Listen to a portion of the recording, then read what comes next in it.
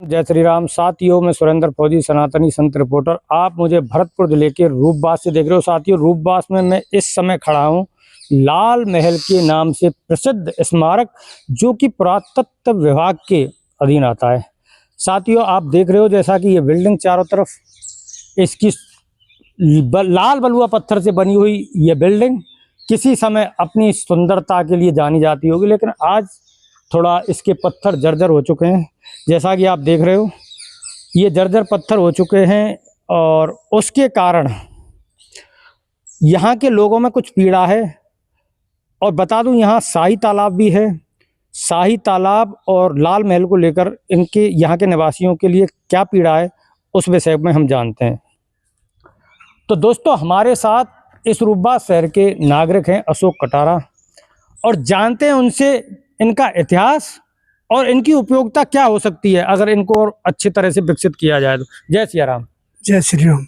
बताओ साहब कटारा जी, इस लाल महल के बारे में और शाही तालाब के बारे में कि क्या तो इनका इतिहास है और क्या है इनकी उपयोगिता। देखिए, मेरा नाम अशोक कटारा है।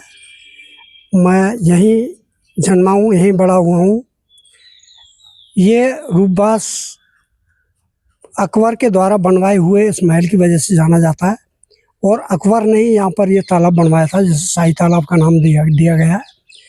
1570 के लगभग यहाँ पर अकबर अपनी युवावस्था में शिकार करने के लिए आता था, क्योंकि यहाँ पहाड़ियों से पानी बह के और इस जगह एकत्रित हो जाता था। तो यहाँ इर्द गिर्द बहुत बड़ी घास हुआ करती थी, और खस की घास होती थी। तो उस घास में से हवा जो आती थी बहुत सुगंधित होती थी, जिसकी वजह से अकबर को नींद आ जाती थी। तो अकबर ने अपने मंत्रियों से कहा कि यार, ये जगह बहुत अच्छी है, नींद आती है, तो यहाँ क्यों ना महल बनवाया जाए। तो उसने इसी स्थान से पत्थर निकलवा के और इस महल का निर्माण कराया।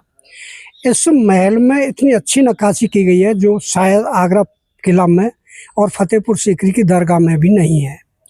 तो इतनी अच्छी नक्काशी कराई जाने के बाद, और इस जगह जो तालाब गड्ढा बना, उसमें तालाब बनवा दिया। फिर इसी तालाब में से पत्थर ले जाके फतेहपुर सीकरी की दरगाह बनवाई, और आगरा किले का जीर्णोद्धार जो कराया वो इसी पत्थर से बनाया यहीं के से। आगरा की जामा मस्जिद में भी पत्थर यहीं का लगा, इसी तालाब का। यानी पत्थर की क्वालिटी पूरी एक ही मिलेगी जांच कराए जाने पर। तो ये तो यहाँ के पत्थर की कला है और ख़ासियत है। ये पत्थर इमारती पत्थर के रूप में जाना जाता है, जैसे लोग धौलपुर स्टोन, पहाड़पुर स्टोन कह देते हैं।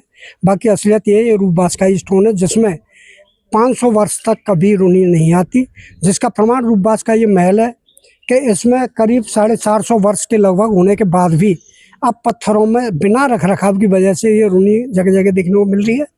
बाकी यहाँ इसमें कोई कमी नहीं थी। अगर प्रशासन काम कराए और यहाँ पर्यटक इसे देखने आए, तो रूपबास का लाल महल, रूपबास का दाऊजी मंदिर, रूपबास के नज़दीक 5 किलोमीटर दूरी पर राणा सांगा बाबर युद्ध स्थल और राणा सांगा का पार्क। इसके अलावा यहाँ से 35 किलोमीटर दूर बयाना का किला।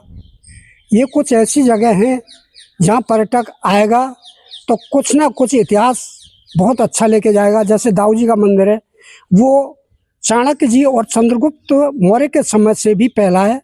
जब चंद्रगुप्त मौर्य यहाँ से दक्षिण युद्ध विजय के लिए निकल रहे थे, तो उन्होंने पहाड़ी के ऊपर 30 से 35 फीट लंबी मूर्ति एक ही पत्थर की बनी हुई देखी। तो उन्होंने वो संदेश चाणक्य जी के पास भिजवाया। चाणक्य जी पाटलिपुत्र से यहाँ आए और उन्होंने पहले मंदिर के ऊपर छावन बनवाने के लिए कहा। तो उस मंदिर की छावन यानी मंदिर का निर्माण चंद्रगुप्त मौर्य और चाणक्य जी के द्वारा कराया गया।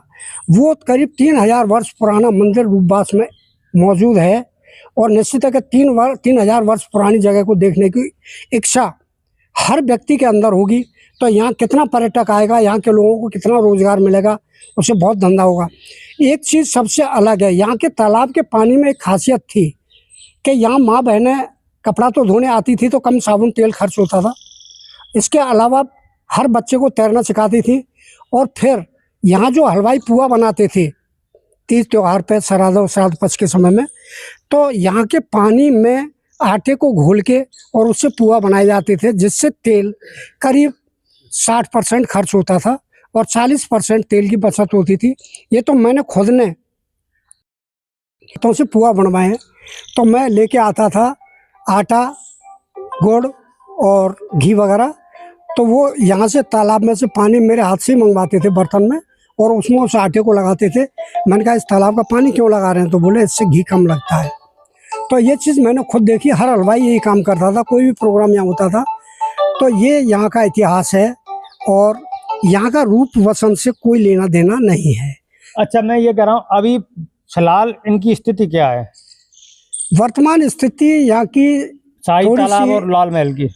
जीर्ण शीर्ण है। इसके लिए 10 वर्ष पहले से पुरातत्व विभाग के द्वारा पैसा आया था, लेकिन उससे बहुत कम काम हो पाया है। अब ये पता नहीं कितने पैसे का यहाँ गबन हुआ, क्या हुआ, लेकिन जो यहाँ के महल की वास्तविक स्थिति है वो 80% जीर्ण शीर्ण स्थिति में।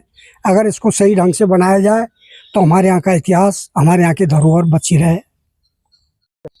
आपके चैनल के माध्यम से मैं बताना चाहूँगा जिम्मेदारों को कि रूपबास की ये जो धरोहर है लाल महल और शाही तालाब, अगर इसका सौंदर्यीकरण हो जाता है तो मैं दावे के साथ कह सकता हूँ प्रतिदिन सरकार को 1 लाख रुपए की आय होगी, और क्षेत्र के लोगों को, युवा पीढ़ी को यहाँ एक बड़ा रोजगार मिलेगा। क्योंकि शाही तालाब और लाल महल के पास ही कुछ दूरी पर दाऊ जी का मंदिर है, जहाँ भव्य और विशाल प्रतिमाएं हैं। लोग आज भी उनको देखने आते हैं, और वो भी काफ़ी प्राचीन है।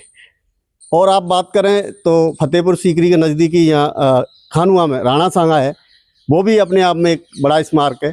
अगर इनका जीर्णोद्धार हो जाए सबका, तो मैं पूरे दावे के साथ कह रहा हूँ कि 1 लाख रुपए से ज़्यादा की आय सरकार को होगी।